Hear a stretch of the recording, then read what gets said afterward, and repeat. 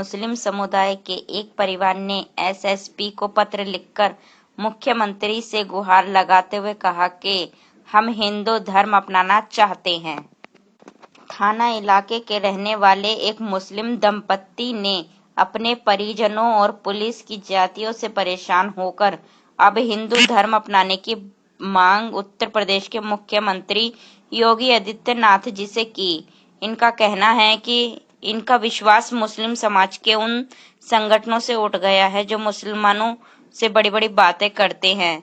एआईएमआई के पूर्व जिला अध्यक्ष मोहम्मद रुवैद सावेर और उनकी पत्नी शमीना परवीन ने मुरादाबाद के पास एसपी के सामने पेश होकर न्याय की गुहार लगाते हुए धर्म परिवर्तन करने की बात कही।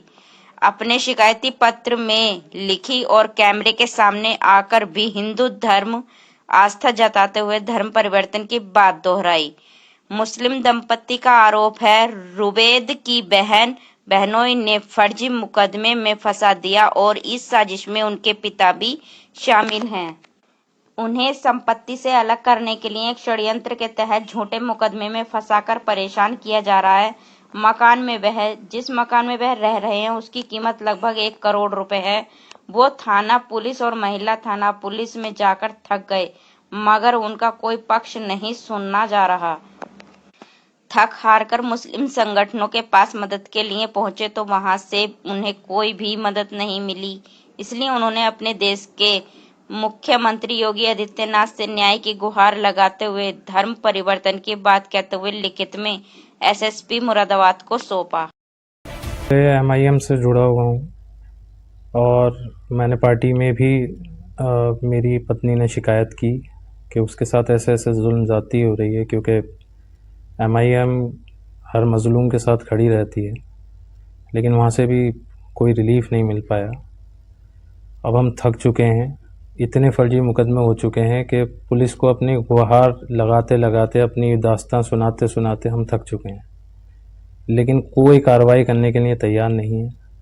हर आदमी इन्हें बुलाता है, ये पैसों का लालच देते हैं और मामले को वहीं रफा दफा कर दिया जाता है।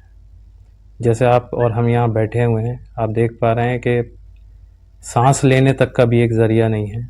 जो हमारे बेसिक राइट हैं कि किराएदार से भी आप बिजली और पानी का अधिकार नहीं छीन सकते, हमें उन अधिकारों तक से वंचित कर दिया गया है।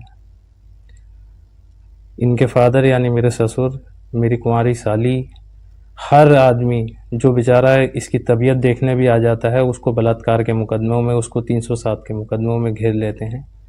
जब तक ये अपने घर से पैसे लेकर आ रही थी जब तक सब सही था। आज इनके वालिद का इंतकाल हो गया इसी वजह से, इन लोगों के टॉर्चर करने की वजह से।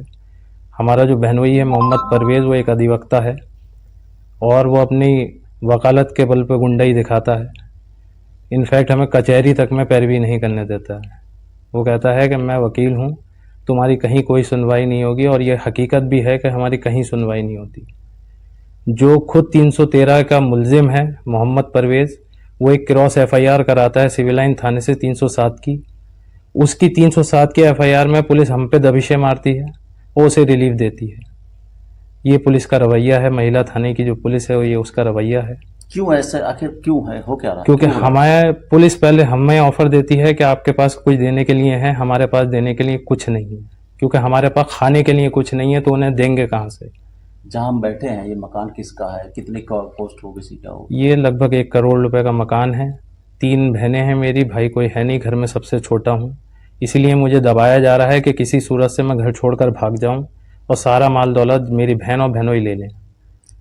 कप्तान साहब मिले हैं, नेक्स्ट स्टेप क्या आपका? नेक्स्ट स्टेप यह है कि हम हिंदू होना चाहते हैं और हमें योगी जी माननीय मुख्यमंत्री पर पूरा भरोसा है, क्योंकि ये सब समाजवादी के गुंडे हैं। ये मोहम्मद परवेज़ भी समाजवादी का गुंडा है बहुत पुराना, और ये हमारे पापा हैं वो भी समाजवादी की ही विचारधारा से जुड़े हुए हैं, इसीलिए वो इतना जुल्म ज़्यादती हम पे कर रहे हैं। शादी के फ़ौरन बाद से ही मेरे ससुराल वालों ने मुझे बहुत ज़्यादा परेशान किया। शादी से पहले भी एक लौता लड़का है ये कह के अच्छा खासा दहेज मांगा। उसके बाद भी लगातार मेरे फादर से पैसों की डिमांड करते रहे। जब मेरे पापा के पास पैसे ख़त्म हो गए, नहीं है तो कहाँ से दें। उसके अलावा फिर हमें धमकाना शुरू कर दिया, झूठे मुकदमे करने शुरू कर दिए। मेरे पास जो जेवर था मैंने गिरवी रख के इन्हें पैसे दिए उसके बाद झूठे मुकदमों पे इतने आ गए, रेप केस, सबसे बड़ी बहन ने रेप केस कराया कोर्ट से 376 का। उसके बाद मेरे ससुर ने 307 का केस कराया कोर्ट से। फिर उसके बाद मेरी सबसे छोटी नंद ने 376D 120B गैंग रेप का कराया टांडे से, जो कि स्पंज हो चुका है, उस पर FIR लग चुकी है।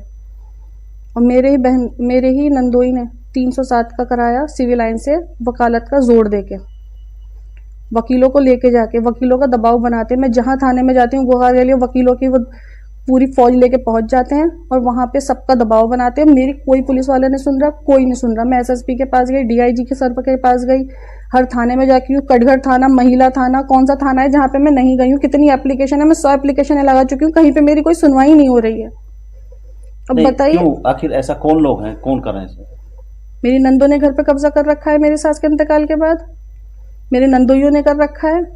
मेरे ससुर को लालच देती दूसरी शादी करा देंगे, वो दूसरी शादी के लालच में पागल हुए पड़े हैं। वो चाह रहे हैं बस शादी हो जाए किसी तरह और ये हम छोड़ के चले जाएं घर बार, और ये चाहते हैं कि मुझे ये तलाक दे दो, इनकी दूसरी शादी करा दें। कितने पैसे की प्रॉपर्टी होगी जो 1 करोड़ की है ये। मैंने SSP सर से ये बात करी, अगर मुझे अब न्याय नहीं मिला, अगर मुझे अब मेरी परेशानियां खत्म नहीं हुई, मुझे अपना हक चाहिए, मैं अपने घर पे रहना चाहती हूँ, मुझे बिजली पानी चाहिए, मुझे वो सारे हक चाहिए, मैं इस घर में रहूँ, मुझे झूठे मुकदमों से मुक्ति चाहिए, मुझे अपने शौहर की नौकरी चाहिए, मुझे न्याय चाहिए। नहीं मिला तो मैं धर्म परिवर्तन करूंगी। फिर मैं इसलिए ही मैंने सबको बताया है, मुझे बाद में कोई परेशान ना करे, जान से मारने की धमकियां नहीं, जैसे कब मिल रही हैं, अगर कर लिया तो जान से मार देंगे। कौन दे रहा था? मेरे ससुराल वाले।